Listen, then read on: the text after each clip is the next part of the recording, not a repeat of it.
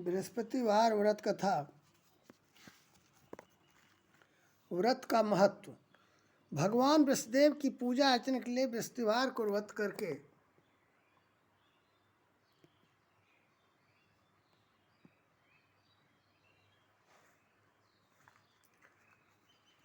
व्रत कथा के पढ़ने अथवा किसी दूसरे स्त्री पुरुष द्वारा सुनने की प्राचीन परंपरा है।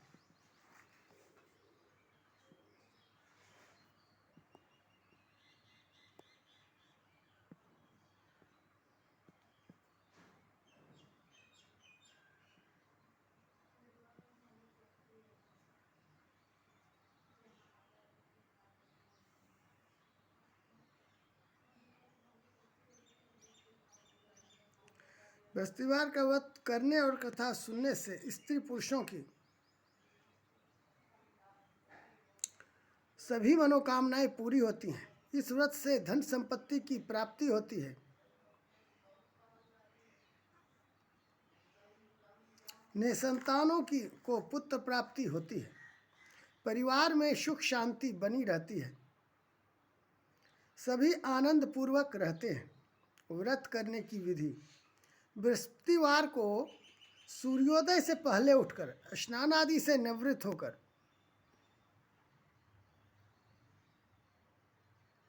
भगवान बृहस्पतिदेव का स्मरण करते हुए व्रत का आरंभ करना चाहिए। उपासक को घर के किसी कक्ष में छोटा अथवा बड़ा पूजा स्थल बनाकर उसमें भगवान बृहस्पतिदेव की प्रतिमा की स्थापना करनी चाहिए। घर के समीप किसी मंदिर में जाकर भी भगवान बृहस्पतिदेव की पूजा की जा सकती है। भगवान बृहस्पतिदेव पीले रंग के पुष्प और पूजा की पीले रंग की सामग्री को विशेष रूप से पसंद करते हैं। इसलिए स्नान के बाद पीले रंग के वस्त्र धारण करने का विशेष महत्व बताया गया है। पीले रंग के पुष्प, केले और पीले चंदन से भगवान बृहस्पतिदेव की पूजा का विधान है। बृहस्पतिवार के व्रत में उपासक को पूरे दिन में एक समय ही भोजन करना चाहिए। भोजन में चने की दाल, बेसन और दूसरे पीले रंग के खाद्य पदार्थों का ही सेवन करना चाहिए। व्रत करने वाले पुरुष बृहस्पतिवार को दाढ़ी व सिर के बाल न कटाएं। पूजा के समय भगवान बृहस्पतिदेव से जो मनोकामना प्रकट की जाती है वे उस मनोकामना को पूरा करते हैं। इस व्रत में व्रत कथा पढ़ने और श्रवण करने का विशेष महत्व है। बृहस्पतिवार व्रत कथा प्राचीन समय की बात है। भारत में एक राजा राज्य करता था। वह बड़ा प्रतापी तथा दानी था। वह नित्य प्रति मंदिर में भगवत दर्शन करने जाता था। वह ब्राह्मण और गुरु की सेवा किया करता था। उसके द्वार से कोई भी याचक निराश होकर नहीं लौटता था। वह प्रत्येक गुरुवार को व्रत रखता एवं पूजन करता था। हर दिन गरीबों की सहायता करता था। परंतु यह सब बातें उसकी रानी को अच्छी नहीं लगती थी। वह न व्रत करती और न किसी को एक भी पैसा दान में देती थी। वह राजा से भी ऐसा करने को मना किया करती थी। एक समय की बात है कि राजा शिकार खेलने वन को चले गए थे। घर पर रानी और दासी थी। उस समय गुरु बृहस्पति साधु का रूप धारण कर राजा के दरवाजे पर भिक्षा मांगने आए। साधु ने रानी से भिक्षा मांगी तो वह कहने लगी, हे साधु महाराज, मैं इस दान और पुण्य से तंग आ गई हूँ। इस कार्य के लिए तो मेरे पतिदेव ही बहुत हैं। अब आप ऐसी कृपा करें कि सारा धन नष्ट हो जाए तथा मैं आराम से रह सकूं। साधु रूपी बृहस्पतिदेव ने कहा, हे देवी, तुम बड़ी विचित्र हो। संतान और धन से कोई दुखी नहीं होता है। इसको सभी चाहते हैं। पापी भी पुत्र और धन की इच्छा करता है। अगर तुम्हारे पास धन अधिक है तो भूखे मनुष्यों को भोजन कराओ, प्याऊ लगवाओ, ब्राह्मणों को दान दो, धर्मशालाएं बनवाओ, कुआं, तालाब, बावड़ी, बाग, बगीचे आदि का निर्माण कराओ तथा निर्धनों की कुंवारी कन्याओं का विवाह कराओ, साथ ही यज्ञ आदि करो। इस प्रकार के कर्मों से आपके कुल का और आपका नाम परलोक में सार्थक होगा एवं स्वर्ग की प्राप्ति होगी। परंतु रानी साधु की इन बातों से खुश नहीं हुई। उसने कहा, हे साधु महाराज, मुझे ऐसे धन की आवश्यकता नहीं जिसको मैं अन्य लोगों को दान दूं तथा जिसको रखने और संभालने में मेरा सारा समय नष्ट हो जाए। साधु ने कहा, हे देवी, यदि तुम्हारी ऐसी ही इच्छा है तो जैसा मैं तुम्हें बताता हूँ तुम वैसा ही करना। बृहस्पतिवार के दिन घर को गोबर से लीपना, अपने केशों को पीली मिट्टी से धोना, केशों को धोते समय स्नान करना, राजा से कहना वह हजामत करवाए, भोजन में मांस मदिरा खाना, कपड़ा धोबी के यहाँ धुलने देना। इस प्रकार 7 बृहस्पतिवार करने से तुम्हारा धन नष्ट हो जाएगा। यह कहकर साधु महाराज रूपी वसुदेव अंतर्ध्यान हो गए। रानी ने साधु के कहने के अनुसार 7 बृहस्पतिवार तक वैसा ही करने का विचार किया। साधु के बताए अनुसार कार्य करते हुए केवल 3 बृहस्पतिवार ही बीते थे कि उसकी समस्त धन संपत्ति नष्ट हो गई। भोजन के लिए दोनों समय परिवार तरसने लगा तथा सांसारिक भोगों से दुखी रहने लगा। तब वह राजा रानी से कहने लगा कि हे रानी, तुम यहाँ पर रहो, मैं दूसरे देश को जाता हूँ। क्योंकि यहाँ पर मुझे सभी मनुष्य जानते हैं, इसलिए मैं यहाँ कोई कार्य नहीं कर सकता। मैं अब परदेश जा रहा हूँ, वहाँ कोई काम धंधा करूँगा, शायद हमारे भाग्य बदल जाए। ऐसा कहकर राजा परदेश चला गया। वह वहाँ जंगल से लकड़ी काट कर लाता और शहर में बेचता। इस तरह जीवन व्यतीत करने लगा। इधर राजा के बिना रानी और दासियाँ दुखी रहने लगी। किसी दिन भोजन मिलता और किसी दिन जल पीकर ही रह जाती। एक समय रानी और दासियों को 7 दिन बिना भोजन के व्यतीत करना पड़ा। तो रानी ने अपनी दासी से कहा, हे दासी, यहाँ पास ही के नगर में मेरी बहन रहती है, वह बड़ी धनवान है। तू उसके पास जा और वहाँ से 5 सेर बेझर मांग कर ले आ, जिससे कुछ समय के लिए गुजर हो जाएगी। दासी रानी की बहन के पास गई। रानी की बहन उस समय पूजा कर रही थी। बृहस्पतिवार का दिन था। दासी ने रानी की बहन से कहा, हे रानी, मुझे आपकी बहन ने भेजा है, मुझे 5 सेर बेझर दे दो। दासी ने यह बात अनेक बार कही, परंतु रानी की बहन ने कोई उत्तर नहीं दिया, क्योंकि वह उसमें बृहस्पतिवार की कथा सुन रही थी। जब दासी को रानी की बहन से कोई उत्तर नहीं मिला तो वह बहुत दुखी हुई। उसे क्रोध भी आया। वह लौटकर रानी से बोले, हे रानी, आपकी बहन तो बहुत ही घमंडी है, वह छोटे लोगों से बात भी नहीं करती। मैंने उससे कहा तो उसने कोई उत्तर नहीं दिया। मैं वापस चली आई। रानी बोली, हे दासी, इसमें उसका कोई दोष नहीं है। जब बुरे दिन आते हैं तब कोई सहारा नहीं देता। अच्छे बुरे का पता विपत्ति में ही लगता है। जो ईश्वर की इच्छा होगी वही होगा। यह सब हमारे भाग्य का दोष है। उधर रानी की बहन ने सोचा कि मेरी बहन की दासी आई थी, परंतु मैं उससे नहीं बोली, इससे वह बहुत दुखी हुई होगी। अतः कथा सुन और विष्णु भगवान का पूजन समाप्त कर वह अपनी बहन के घर आई और कहने लगी, हे बहन, मैं बृहस्पतिवार का व्रत कर रही थी, तुम्हारी दासी हमारे घर गई थी, परंतु जब तक कथा होती है तब तक हम लोग ना उठते हैं और ना बोलते हैं, इसलिए मैं नहीं बोली। कहो दासी क्यों गई थी? रानी बोली, बहन, हमारे घर अनाज नहीं था। वैसे तुमसे कोई बात छिपी नहीं है, इस कारण मैंने दासी को तुम्हारे पास 5 सेर बेझर लेने के लिए भेजा था। रानी की बहन बोली, बहन देखो, बृहस्पति भगवान सबकी मनोकामना पूर्ण करते हैं, देखो शायद तुम्हारे घर में अनाज रखा हो। यह सुनकर दासी घर के अंदर गई तो वहाँ उसे एक घड़ा बेझर का भरा मिल गया। उसे बड़ी हैरानी हुई, क्योंकि उसने एक एक बर्तन देख लिया था।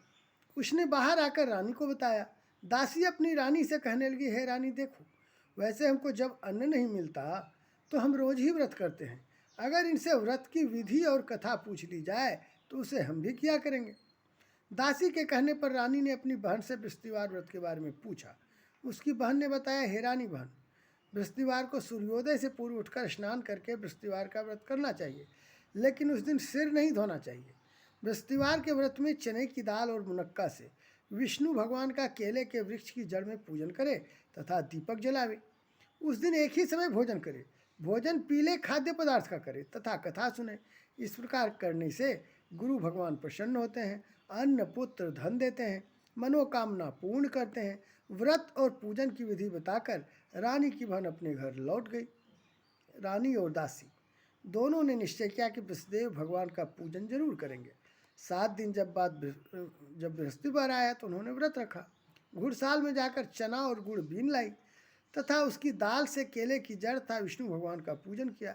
अब भोजन पीला कहाँ से आए? दोनों बड़ी दुखी हुई, परंतु उन्होंने व्रत किया था, इस कारण विष्णुदेव भगवान प्रसन्न थे। एक साधारण व्यक्ति के रूप में वे 2 थालों में सुंदर पीला भोजन लेकर आए और दासी को देकर बोले, हे दासी, यह भोजन तुम्हारे और रानी के लिए है, तुम दोनों करना। दासी भोजन पाकर बड़ी प्रसन्न हुई और रानी से बोली, रानी जी भोजन कर लो। रानी को भोजन आने के बारे में कुछ पता नहीं था, इसलिए वह दासी से बोली, जा तू ही भोजन कर, क्यों तू हमारी व्यर्थ में हंसी उड़ाती है। दासी बोली, एक व्यक्ति भोजन दे गया है। रानी कहने लगी, वह भोजन तेरे ही लिए दे गया है, तू ही भोजन कर। दासी ने कहा, वह व्यक्ति हम दोनों के लिए 2 थालों में भोजन दे गया है, इसलिए मैं और आप दोनों ही साथ साथ भोजन करेंगे। दोनों ने गुरु भगवान को नमस्कार कर भोजन प्रारंभ किया। इसके बाद से वे प्रत्येक बृहस्पतिवार को गुरु भगवान का व्रत और पूजन करने लगी। बृहस्पति भगवान की कृपा से उनके पास धन हो गया, परंतु रानी फिर पहले की तरह से आलस्य करने लगी। तब दासी बोली, देखो रानी, तुम पहले भी इस प्रकार आलस्य करती थी, तुम्हें धन के रखने में कष्ट होता था, इस कारण सभी धन नष्ट हो गया। अब गुरु भगवान की कृपा से धन मिला है तो फिर तुम्हें आलस्य होता है। बड़ी मुसीबतों के बाद हमने यह धन पाया है, इसलिए हमें दान पुण्य करना चाहिए। तुम भूखे मनुष्यों को भोजन कराओ, प्याऊ लगवाओ, ब्राह्मणों को दान दो, कुआं, तालाब, बावड़ी आदि का निर्माण करवाओ, मंदिर पाठशाला बनवा कर दान दो, कुंवारी कन्याओं का विवाह करवाओ, धन को शुभ कार्यों में खर्च करो, जिससे तुम्हारे कुल का यश बढ़े तथा स्वर्ग प्राप्त हो और पितृ प्रसन्न हो। दासी की बात मानकर रानी ने इसी प्रकार के कर्म करने प्रारंभ किए, जिससे उनका काफ़ी यश फैलने लगा। एक दिन रानी और दासी आपस में विचार करने लगी कि न जाने राजा किस दशा में होंगे, उनकी कोई खोज खबर नहीं है। गुरु भगवान से उन्होंने प्रार्थना की और भगवान ने रात्रि में राजा को स्वप्न में कहा, हे राजा उठ, तेरी रानी तुझको याद करती है, अब अपने देश को लौट जा। राजा प्रातःकाल उठकर जंगल से लकड़ियां काटकर लाने के लिए जंगल की ओर चल पड़ा। जंगल से गुजरते हुए वह सोचने लगा, रानी की गलती से उसे कितने दुख भोगने पड़े।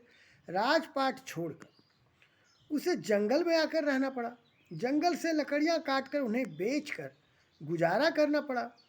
उसी समय उस जंगल में विष्णुदेव एक साधु का रूप धारण कर आए और राजा के पास आकर बोले, हे लकड़हारे, तुम इस सुनसान जंगल में किस चिंता में बैठे हो, मुझे बतलाओ। यह सुन राजा के नेत्रों में जल भर आया और साधु की वंदना कर बोला, हे प्रभु, आप सब कुछ जानने वाले हैं। इतना कहकर राजा ने साधु को अपनी संपूर्ण कहानी सुना दी। महात्मा दयालु होते हैं। वे राजा से बोले, हे राजा, तुम्हारी पत्नी ने विष्णुदेव के प्रति अपराध किया था, जिसके कारण तुम्हारी यह दशा हुई। अब तुम किसी प्रकार की चिंता मत करो, भगवान तुम्हें पहले से अधिक धन देंगे। देखो, तुम्हारी पत्नी ने बृहस्पतिवार का व्रत करना प्रारंभ कर दिया है। अब तुम भी बृहस्पतिवार का व्रत करके चने की दाल व गुड़ जल के लोटे में डालकर केले का पूजन करो, फिर कथा कहो या सुनो, भगवान तुम्हारी सब कामनाओं को पूर्ण करेंगे।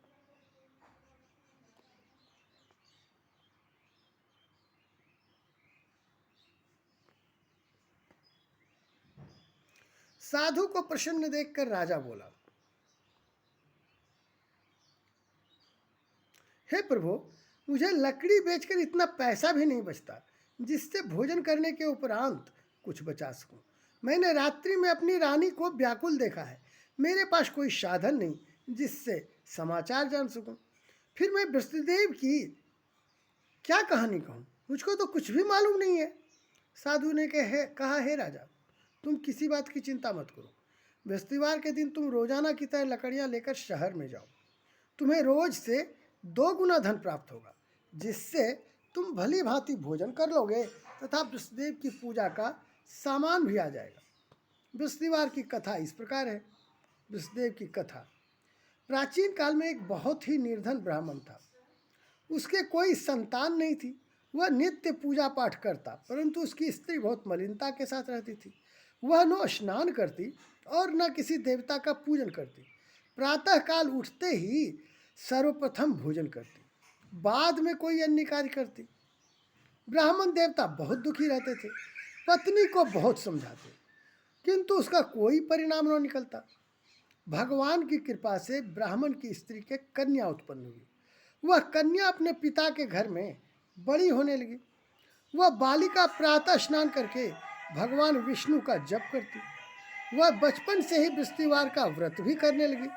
पूजा पाठ समाप्त कर स्कूल जाती तो अपनी मुट्ठी में जौ भर कर ले जाती और पाठशाला जाने के मार्ग में डालती जाती।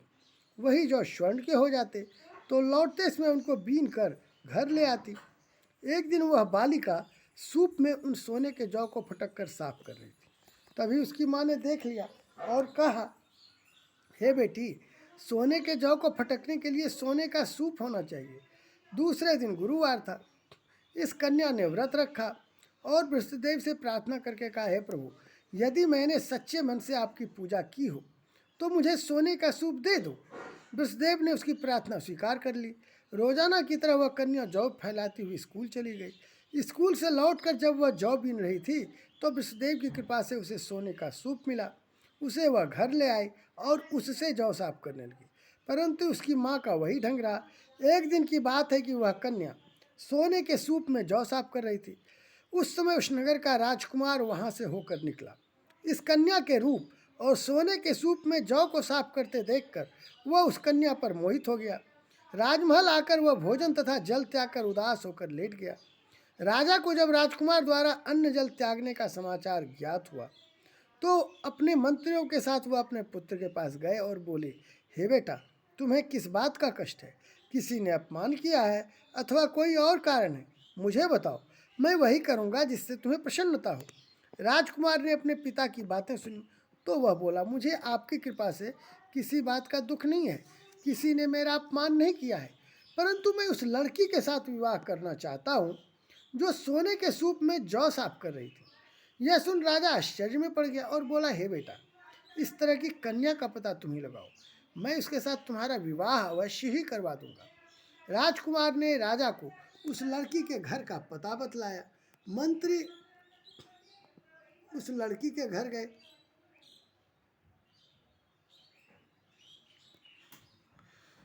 और राजा का आदेश ब्राह्मण को सुनाया। कुछ ही दिन बाद ब्राह्मण की कन्या का विवाह राजकुमार के साथ संपन्न हो गया। कन्या के घर से जाते ही उस ब्राह्मण देवता के घर में पहले की भांति गरीबी का निवास हो गया। अब भोजन के लिए भी अन्न बड़ी मुश्किल से मिलता था। एक दिन दुखी होकर ब्राह्मण अपनी पुत्री से मिलने गया। बेटी ने पिता की दुखी अवस्था को देखा और अपनी माँ का समाचार पूछा। ब्राह्मण ने सभी हाल कहा। कन्या ने बहुत सा धन देकर अपने पिता को विदा कर दिया। इस तरह ब्राह्मण का कुछ समय सुखपूर्वक व्यतीत हुआ, लेकिन कुछ दिन बाद फिर वही हाल हो गया। ब्राह्मण फिर अपनी कन्या के यहाँ गया और सभी हाल कहा तो पुत्री बोली, हे पिताजी, आप माताजी को यहाँ लिवा लाओ, मैं उन्हें वह विधि बता दूंगी जिससे गरीबी दूर हो जाए। ब्राह्मण देवता अपनी स्त्री को साथ लेकर अपनी पुत्री के पास राजमहल पहुँचे तो पुत्री अपनी माँ को समझाने लगी, हे माँ, तुम प्रातःकाल उठकर प्रथम स्नानादि करके विष्णु भगवान का पूजन करो तो सब दरिद्रता दूर हो जाएगी। परंतु उसकी माँ ने उसकी एक बात नहीं मानी। वह प्रातःकाल उठकर अपनी पुत्री का बजाय जूठन खा लेती थी। एक दिन उसकी पुत्री को बहुत गुस्सा आया। उसने एक रात एक कोठरी से सारा सामान निकाल दिया और अपनी माँ को उसमें बंद कर दिया। प्रातः उसमें से उसे निकाला तथा स्नानादि करा के पूजा पाठ करवाया तो उसकी माँ की बुद्धि ठीक हो गई। इसके बाद वह नियम से पूजा पाठ करती और प्रत्येक बृहस्पतिवार को व्रत रखने लगी।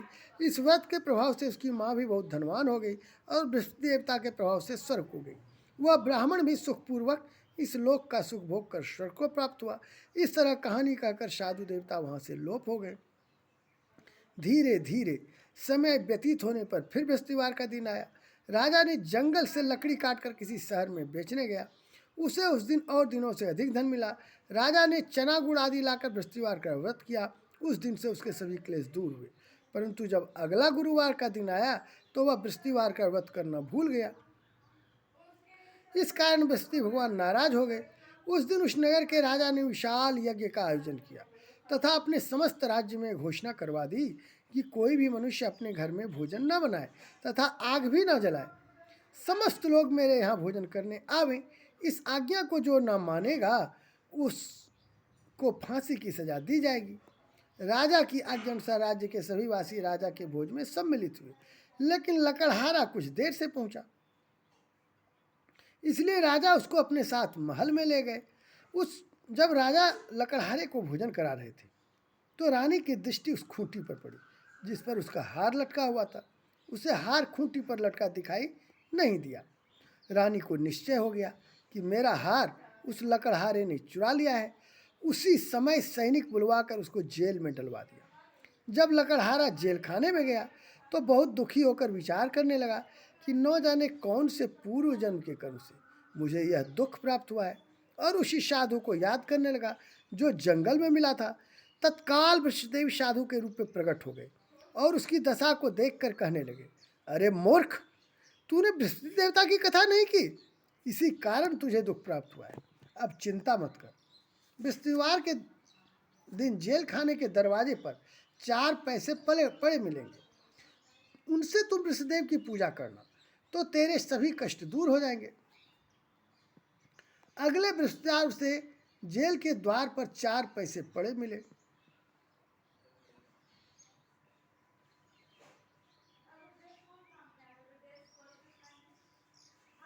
राजा ने पूजा का सामान मंगवाकर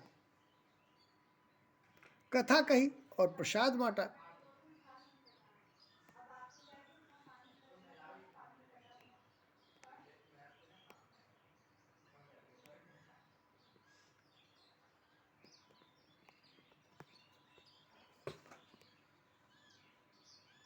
उसी रात्रि को बृहस्पतिदेव ने उस नगर के राजा को स्वप्न में कहा, हे राजा, तूने जिस आदमी को जेल खाने में बंद कर दिया है वह निर्दोष है, वह राजा है, उसे छोड़ देना। रानी का हार उसी खूंटी पर लटका हुआ है। अगर तू ऐसा नहीं करेगा तो मैं तेरे राज्य को नष्ट कर दूंगा। राजा प्रातःकाल उठा और खूंटी पर हार टंगा देखकर लकड़हारे को बुलाकर क्षमा मांगी तथा राजा के योग्य सुंदर वस्त्र आभूषण भेंट कर उसे विदा किया। गुरुदेव की आज्ञा अनुसार राजा अपने नगर को चल दिया। राजा जब नगर के निकट पहुंचा तो उसे बड़ा ही आश्चर्य हुआ। नगर में पहले से अधिक बाग, तालाब और कुएं तथा बहुत सी धर्मशालाएं, मंदिर आदि बने हुए थे। राजा ने पूछा कि यह किसका बाग और धर्मशाला है। तब नगर के सब लोग कहने लगे कि यह सब रानी और दासी द्वारा बनवाए गए हैं। राजा को आश्चर्य हुआ और गुस्सा भी आया। जब रानी ने खबर सुनी कि राजा आ रहे हैं तो उसने अपनी दासी से कहा, हे दासी, देख, राजा हमको कितनी बुरी हालत में छोड़ गए थे। वह हमारी ऐसी हालत देखकर लौट न जाए, इसलिए तू दरवाजे पर खड़ी हो जा। रानी की आज्ञा अनुसार दासी दरवाजे पर खड़ी हो गई। जब राजा आए तो उन्हें अपने साथ महल में लिवा लाई। तब राजा ने क्रोध करके अपनी तलवार निकाली और पूछने लगा, बताओ, यह धन तुम्हें कैसे प्राप्त हुआ है। तब रानी ने बताया, हमें यह सब धन वसुदेव के व्रत के प्रभाव से प्राप्त हुआ है। राजा ने तब निश्चय किया कि 7 रोज बाद तो सभी वसुदेव का पूजन करते हैं, परंतु मैं रोजाना दिन में 3 बार कथा कहा करूँगा तथा रोज व्रत किया करूँगा। अब हर समय राजा के दुपट्टे में चने की दाल बंधी रहती तथा दिन में 3 बार वह कथा कहता। एक रोज राजा ने विचार किया कि चलो अपनी बहन के यहाँ हो आवे। इस तरह का निश्चय कर राजा घोड़े पर सवार हो अपनी बहन के यहाँ चल दिया। मार्ग में उसने देखा कि कुछ आदमी एक मुर्दे को लिए जा रहे हैं। उन्हें रोक कर राजा कहने लगा, अरे भाइयों, मेरी बृहस्पतिवार की कथा सुन लो। वे बोले, लो, हमारा तो आदमी मर गया है, इसको अपनी कथा की पड़ी है। परंतु कुछ आदमी बोले, अच्छा कहो, हम तुम्हारी कथा भी सुनेंगे। राजा ने दाल निकाली और कथा कहनी शुरू कर दी। जब कथा आधी हुई तो मुर्दा हिलने लगा और जब कथा समाप्त हुई तो राम राम करते हुए वह मुर्दा खड़ा हो गया। राजा आगे बढ़ा। उसे चलते चलते शाम हो गई। आगे मार्ग में उसे एक किसान खेत में हल चलाता मिला। राजा उससे बोला, अरे भैया, तुम मेरी बृहस्पतिवार की कथा सुन लो। किसान बोला, जब तक मैं तेरी कथा सुनूंगा तब तक 4 हरैया जोत लूँगा। जा अपनी कथा किसी और को सुनाना। राजा आगे चलने लगा। राजा के हटते ही बैल पछाड़ खाकर गिर गए तथा किसान के पेट में बहुत जोर से दर्द होने लगा। उसी समय किसान की पत्नी रोटी लेकर आई। उसने जब यह देखा तो अपने पुत्र से सब हाल पूछा। बेटे ने सभी हाल बता दिया। बुढ़िया दौड़ी दौड़ी उस घुड़सवार के पास गई और उससे बोली, मैं तेरी कथा सुनूंगी, तू अपनी कथा मेरे खेत पर ही चलकर कहना।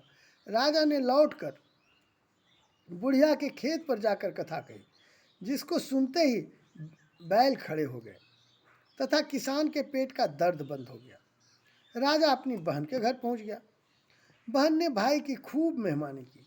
दूसरे रोज प्रातःकाल राजा जागा तो वह देखने लगा कि सब लोग भोजन कर रहे हैं। राजा ने अपनी बहन से जब पूछा कि ऐसा कोई मनुष्य है जिसने भोजन नहीं किया हो, जो मेरी बृहस्पतिवार की कथा सुन ले, तो बहन बोली, हे भैया, यह देश ऐसा ही है। पहले यहाँ के लोग भोजन करते हैं, बाद में अन्य काम करते हैं। अगर पड़ोस में कोई हो तो देखा तुम। ऐसा कहकर बहन देखने चली, परंतु उसे कोई भी ऐसा व्यक्ति नहीं मिला जिसने भोजन न किया हो। फिर वह एक कुम्हार के घर गई जिसका लड़का बीमार था। उसे मालूम हुआ कि उसके यहाँ 3 दिन से किसी ने भोजन नहीं किया है। रानी ने अपने भाई की कथा सुनने के लिए कुम्हार से कहा। वो तैयार हो गया। राजा ने जाकर बृहस्पतिवार की कथा कही, जिसको सुनकर उसका लड़का ठीक हो गया। अब तो राजा की प्रशंसा होने लगी। एक दिन राजा ने अपनी बहन से कहा, हे बहन, मैं अपने घर जाऊंगा, तुम भी तैयार हो जाओ। राजा की बहन ने अपनी सास से अपने भाई के साथ जाने की आज्ञा मांगी। सास बोली, चली जा, परंतु अपने लड़कों को मत ले जाना, क्योंकि तेरे भाई को कोई संतान नहीं होती है। बहन ने अपने भाई से कहा, हे भैया, मैं तो चलूंगी, परंतु कोई बालक नहीं जाएगा। राजा ने कहा, जब कोई बालक नहीं चलेगा तब तुम जाकर ही क्या करोगे। दुखी मन से राजा अपने नगर को लौट आया। राजा ने अपनी रानी से कहा, हम निसंतान हैं, इसलिए कोई हमारे घर आना पसंद नहीं करता। इतना कह वह बिना भोजन आदि किए सैया पर लेट गया। रानी बोली, हे प्रभु, विष्णुदेव ने हमें सब कुछ दिया है, वे हमें भी संतान भी अवश्य देंगे।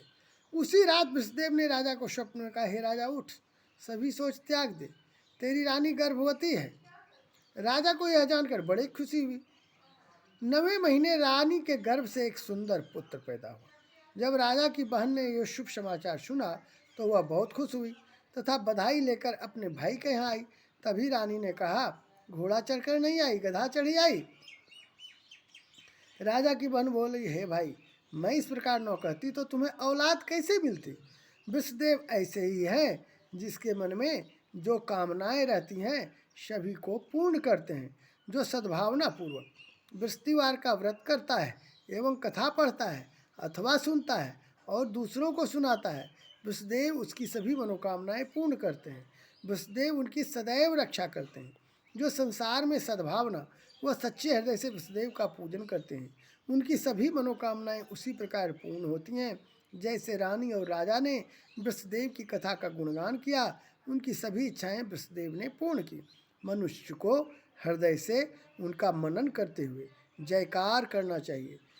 बृहस्पतिवार व्रत कथा। आरती विष्णु देवता की। ओम जय बृहस्पति देवा, ओम जय बृहस्पति देवा, छिन छिन भोग लगाऊं, कदली फल मेवा। ओम जय बृहस्पति देवा। तुम पूर्ण परमात्मा, तुम अंतर्यामी, जगत पिता जगदीश्वर, तुम सबके स्वामी। ओम जय बृहस्पति देवा। चरणामृत नित निर्मल, सब पातक हरता, सकल मनोरथ दायक, कृपा करो वरता। ओम जय बृहस्पति देवा। तन मन धन अर्पण कर, जो जन शरण पड़े, प्रभो प्रकट तब होकर, आकर द्वार खड़े। ओम जय बृहस्पति देवा।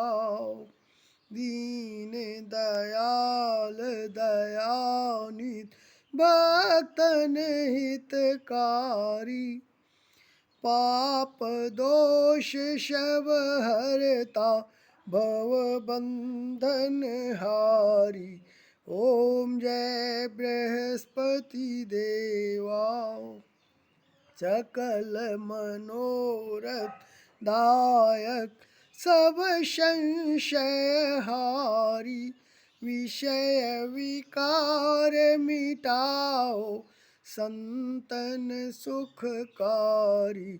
ओम जय बृहस्पति देवा, जो कोई आरती तेरी प्रेम सहित गावे, ज्येष्ठानंद आनंद कर शो निश्चय फल पावे।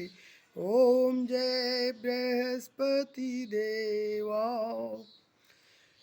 ओम जय जगदीश हरे, स्वामी जय जगदीश हरे, भक्त जनों के संकट क्षण में दूर करे। ओम जय जगदीश हरे, जो ध्यावे फल पावे, दुख बिन से मन का, सुख संपत्ति घर आवे, कष्ट मिटे तन का।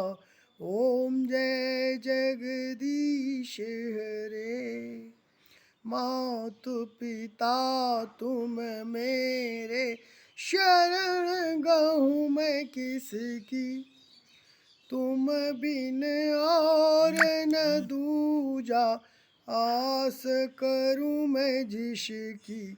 ओम जय जगदीश हरे, तुम पूर्ण परमात्मा, तुम अंतर्यामी, पार ब्रह्म परमेश्वर, तुम सबके स्वामी। ओम जय जगदीश हरे, तुम करुणा के सागर, तुम पालन करता, मैं मूरख खल कामी, कृपा करो भरता। ओम जय जगदीश हरे, तुम हो एक अगोचर, सबके प्राणपति, किस विधि मिलूं दया मैं, तुमको मैं कुमति। ओम जय जगदीश हरे, दीन बंदो दुख हरता, तुम ठाकुर मेरे, अपने हाथ उठाओ, द्वार पड़ा तेरे। ओम जय जगदीश हरे, विषय विकार मिटाओ, पाप हरो देवा, श्रद्धा भक्ति बढ़ाओ, संतन की सेवा। ओम जय जगदीश हरे, तन मन धन सब कुछ है तेरा, तेरा तुझको अर्पण क्या लागे मेरा।